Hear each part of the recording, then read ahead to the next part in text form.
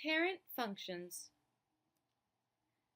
Many situations in the world that people study and collect data on follow one of the following 12 patterns. By recognizing a general pattern, or what we call the parent function, and then algebraically manipulating the function, you can almost come up with an exact match. Some people get paid a lot of money to do this. The 12 basic functions. The identity function, y equals x.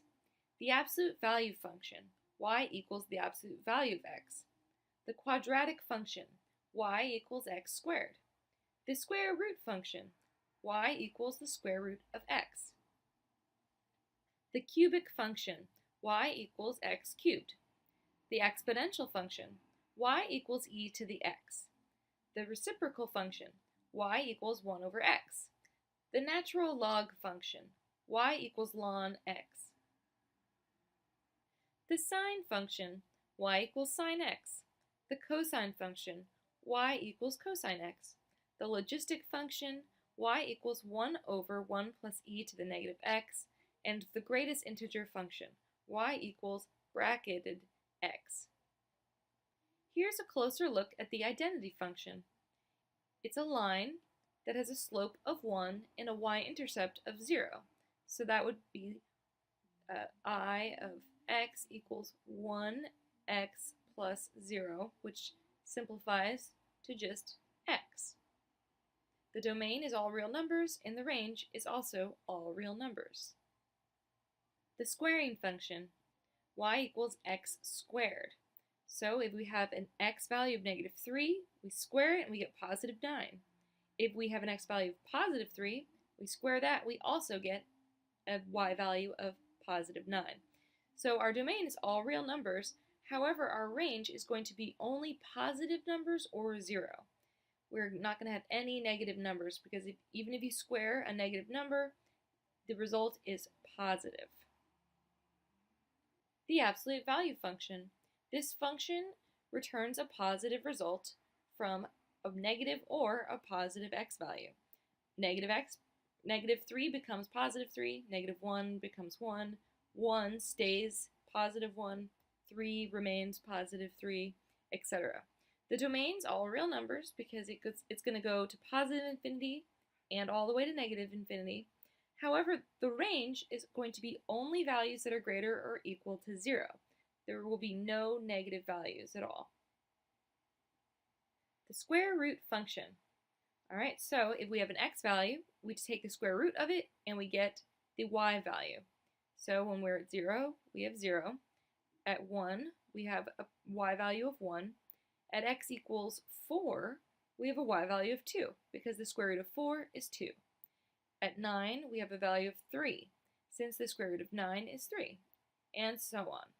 The domain is going to be all x values that are greater than or equal to 0, so we cannot have any negative x values, and the range is going to be all positive numbers greater or equal to 0. So we're not going to have any negative y values as well.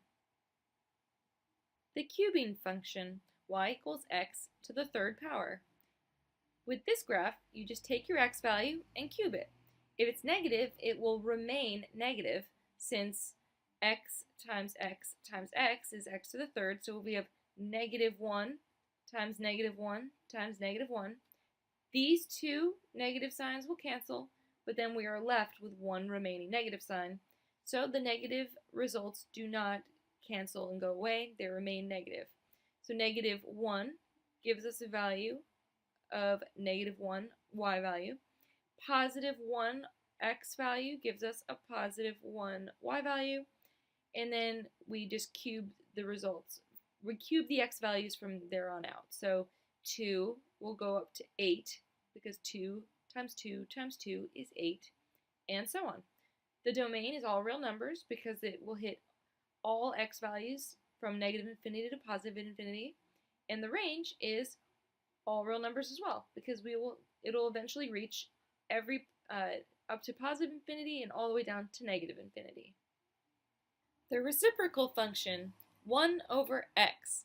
So this function has two parts, this part down here and this part up here. what we do is just plug in x values down here. So for example, if we plug in 2, we get 1/2. So that would be right here. Now, something worth noting is that the axes, the y-axis and the x-axis, are both asymptotes that these graphs never touch. They just approach. They get closer and closer, but they never touch them. Therefore, the domain is going to be all real numbers that are not 0. So basically, we're not going to have any value here at 0, but we are going to have values all the way down to negative infinity, all the way up to positive infinity, but this is an asymptote, no value at 0. And that's because if you plugged in 0 here, we would have 1/0, which is undefined.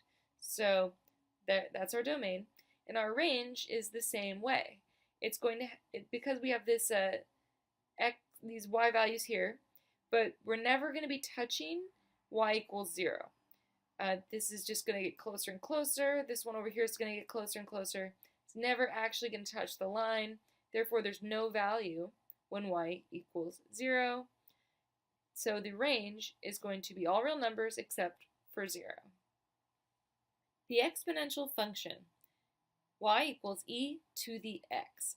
So here we have our exponential function.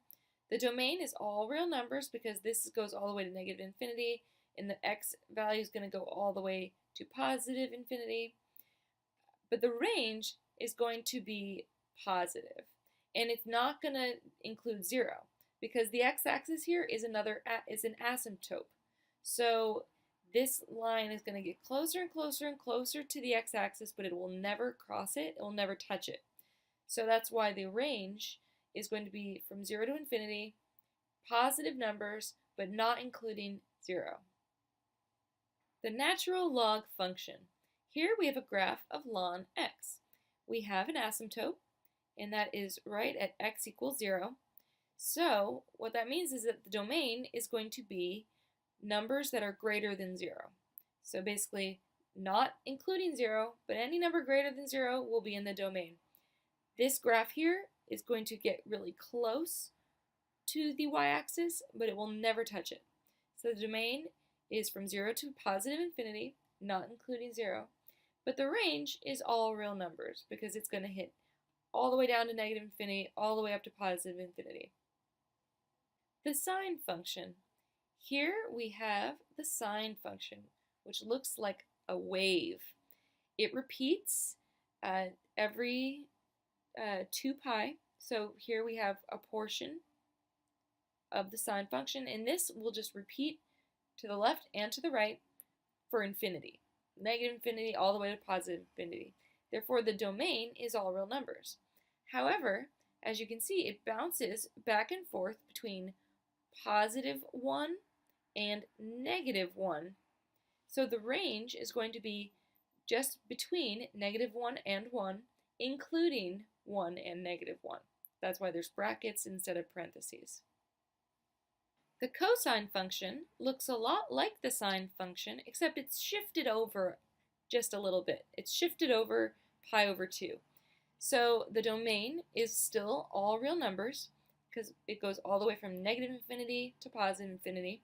And just like sine function, it bounces back and forth between y value of 1 and a y value of negative 1. So the range is also negative 1 to 1. The logistic function. Here we have the function 1 over 1 minus e to the negative x. We see that we have two asymptotes here. We have one right where y equals 0, and we have another one at y equals 1. So it just gracefully bends between those two asymptotes. The domain is all real numbers, and the range is between negative 1 and 1, but with parentheses instead of brackets, since this graph will never intersect those two lines. They will just get really close. The greatest integer function. Basically, this function takes an x value and rounds it down to the nearest integer, and that is the y value.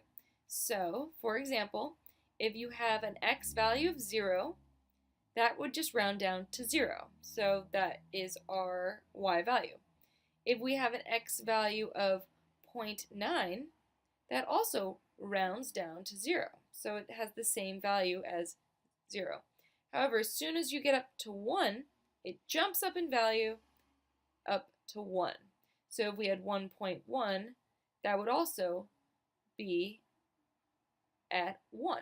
So this is how this function works. The domain is all real numbers because every x value is going to be covered here. This is going to go on forever to the left and to the right.